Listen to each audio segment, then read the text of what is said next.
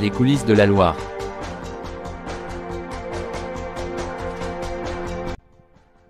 Pascal Goutte, Hélène Masson, bonjour. Vous êtes toutes les deux membres et l'une d'entre vous est présidente nationale de l'AFPCA, un sigle qui mérite une explicitation.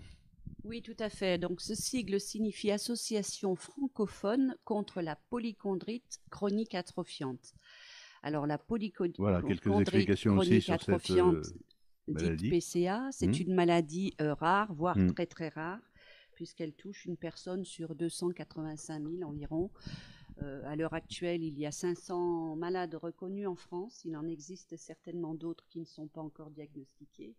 Mais pour l'instant, on en connaît environ 500. Elle touche aussi bien les hommes que les femmes. Et c'est une maladie inflammatoire, c'est-à-dire qu'elle va attaquer les cartilages du corps.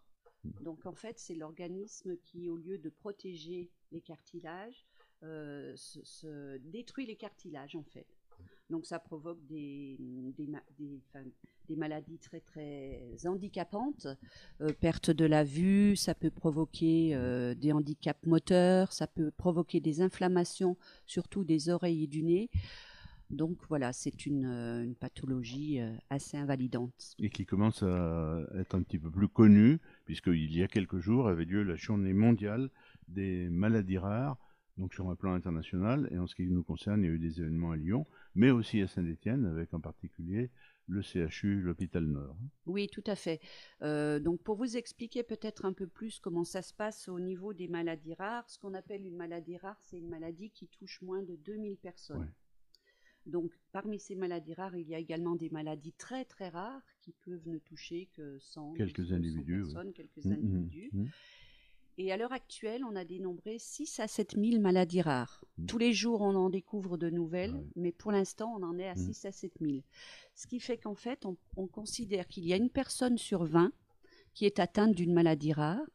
C'est pas si marginal que ça. C'est pas si marginal que ça. Ça représente 3 millions de Français, 30 millions d'Européens et 300 millions de personnes dans le monde. Et ça doit poser des questions énormes quand même en matière de formation du personnel médical, puisque c'est des nouveautés. Les études sont longues. Oui, mais... les études sont très longues et on s'aperçoit que dans le cursus des médecins, dans le cursus des études de médecins, eh bien, il y a très très peu de temps consacré à ces maladies rares.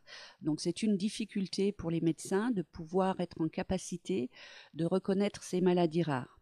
Alors, par chance, depuis quelques années, a été créé un véritable réseau de centres de compétences et de centres de référence qui composent un maillage sur le territoire et qui, chacun, a pris en charge le diagnostic de plusieurs maladies rares et il y a maintenant d'éminents spécialistes. J'allais vous poser la question, est-ce qu'on a trouvé des spécialistes? Il y a d'éminents spécialistes sur le territoire. Alors pour ce qui concerne la PCA, nous avons le professeur Jean-Charles Piette, qui est un éminent professeur de l'hôpital de la Pitié-Salpêtrière et qui a voué sa vie professionnelle à cette maladie.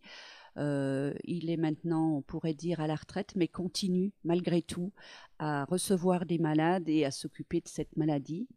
Et puis, nous avons au sein de... des référents locaux aussi. Alors, il y a des référents locaux. Au CHU de Saint-Étienne, nous avons le professeur Catebra, qui est spécialisé dans des maladies très, très précises. Alors, attendez, je vais vous les donner.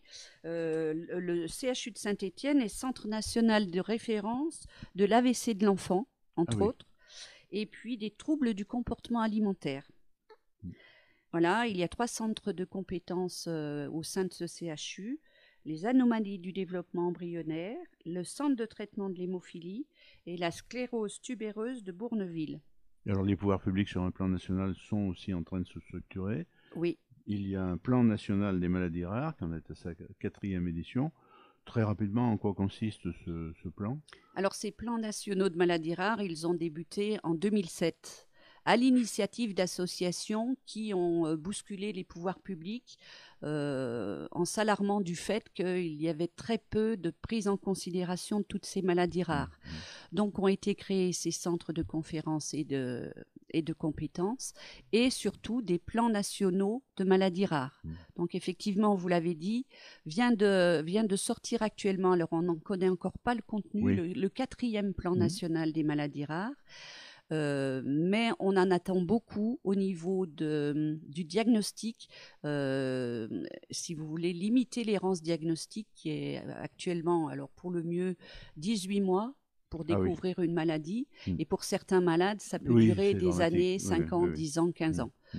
Donc c'est très compliqué et à ce niveau-là, on a vraiment besoin que le diagnostic soit plus précoce. Hélène Masson, pour faire connaître au grand public, Et moi, je dirais que les expériences qu'on a eues au contact des malades, c'est de voir surtout leur détresse au niveau de la détection de la maladie qui dure pendant souvent des années. oui, ils sont dans l'incertitude. Ils sont savent dans pas ce qui... l'incertitude. Les Mm. médecins ne connaissent pas la maladie, disent parfois, ben, vous êtes, c'est bizarre, il faut voir un psychiatre. Ah oui, Voilà, par exemple. alors que ça... Alors que ça n'a rien à oui. voir. Mm. Dans le milieu professionnel, on dit aux ces gens, c'est des gens qui n'ont pas envie de travailler, qui sont toujours fatigués. C'est très difficile et dans l'expérience que nous avons eue, on a vu par exemple un médecin de médecine générale dire à une jeune fille qui ne pouvait plus marcher, qui arrivait sur un brancard, fais pas des histoires, marche. Et puis finalement, plus tard, il a détecté, c'est un médecin de la région qui a détecté la maladie. Et le fait que certaines personnalités, comme Françoise Héritier, qui est une intellectuelle, souffrent d'une de ces maladies, c'est important pour la médiatisation au sens positif du terme de ce handicap. Important, mais ça n'a pas été très très connu. De même que Michel Serrault était atteint de la maladie, on le voyait bien à la configuration de son nez, par exemple. C'est des gens effectivement qui souffraient de la maladie. Et Françoise Héritier, justement, écrivait à l'occasion à Monsieur Piette elle avait fait avec lui une rencontre exceptionnelle, capable de s'investir au plus haut degré auprès de ses patients de manière individualisée. Et c'est vrai, il ne s'investissait pas uniquement avec des gens connus, mais nous avons connu effectivement personnellement des rapports avec lui qui étaient exceptionnels. C'est quelqu'un, si vous le mettez un message, il va vous répondre dans la nuit. Oui, oui. Alors on va un petit peu parler des actions que conduit l'association. Il y a un accompagnement des familles avec un certain nombre d'aides. Sans faire une énumération trop longue, comment ça se traduit concrètement? Alors déjà, quand même, je voulais expliquer que cette association, elle a été créée en 2007 par 2 malades et auxquels je veux vraiment rendre un hommage appuyé. Gilbert Fusilier, qui a été le premier président de cette association et le créateur. Et qui a vraiment lui aussi consacré sa vie à faire connaître cette maladie, à pouvoir faire engager une recherche. Donc depuis, elle a évolué cette association puisqu'elle était vraiment toute petite au départ avec un petit nombre de malades qui vraiment se sont donnés à fond pour la développer. Aujourd'hui, nous sommes assez fiers puisque nous avons 10 membres dans cette association qui vraiment ont chacun des fonctions particulières. Et ce qui nous permet d'avoir une représentativité beaucoup plus large. Par exemple, on a pu participer à la marche des maladies rares dans le cadre du Téléthon, une représentation à Paris. Et puis, surtout, on a également pu s'intégrer dans FAI2R, qui est une association nationale créée par les pouvoirs publics, justement pour relier toutes ces associations de maladies rares. Donc voilà, il y a plein au-delà des aspects locaux et des contacts avec les familles, il y a un réseau. Dans votre sigle, il y a le mot francophone. Donc il y a d'autres pays européens ou au-delà, peut-être le Québec. Alors oui, effectivement, avec lesquels, il y a des liens, et notamment avec le Canada, effectivement, nous avons quelques Canadiens. Et aux États-Unis aussi, il y a quelques contacts avec les États-Unis. Oui, tout à fait. Hélène, est-ce que vous pouvez nous dire qu'on a progressé dans la reconnaissance des maladies rares en général et de certaines en particulier? On a progressé au sens où elle est un peu plus connue, mais ce qui manque maintenant, c'est au niveau de la thérapie, il n'y a pas encore des choses extraordinaires. Et est-ce que la recherche progresse, Pascal? Alors la recherche progresse à petits pas puisque le nerf de la guerre, c'est l'argent. La recherche, ça coûte très cher. Donc pour l'instant, nous arrivons grâce à nos adhérents à financer entre 25 et 30 000 euros par an, mais c'est très très peu quand on sait... quand on connaît le coût des analyses et tout ça. C'est pour ça que nous sommes aussi toujours à la recherche de financement.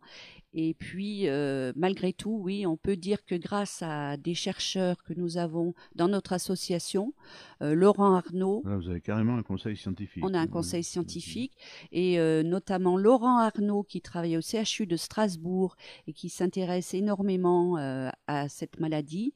Il participe à des congrès européens, voire mondiaux. Et puis nous avons aussi le docteur Mathian, qui lui fait vraiment de la recherche sur place au sein de l'INSERM à Paris. Donc on a beaucoup d'espoir. Les recherches avancent. Hélène, subventions que l'on peut donner pour la recherche. Oui, c'est ce que. Ah oui, excuse-moi. Oui. eh bien justement, on va en arriver, parce que le temps passe vite, à Oui. vous écouter, à la conclusion. Pour ceux de nos internautes qui nous écoutent, qui nous voient, je pense que ceux qui souhaitent aller plus loin dans la documentation, peut-être votre site internet. Bien sûr, notre site internet, il est tout simple. Vous tapez afpca.fr. On a également une page sur Facebook et sur Instagram. Donc, venez visiter nos pages. N'hésitez pas. Nous donnons beaucoup de conseils justement aux personnes qui sont en errance diagnostique. Nous leur conseillons des centres de référence, de compétences. Et puis voilà, et appel aux dons. Donc, nous recherchons d'éventuels donateurs. L'aspect écoute est important aussi. Il y a quelqu'un qui se charge effectivement d'écouter les malades en souffrance. Hélène Masson, Pascal Goutte, merci beaucoup d'être venu au studio de 42 TV. Merci beaucoup, Pat.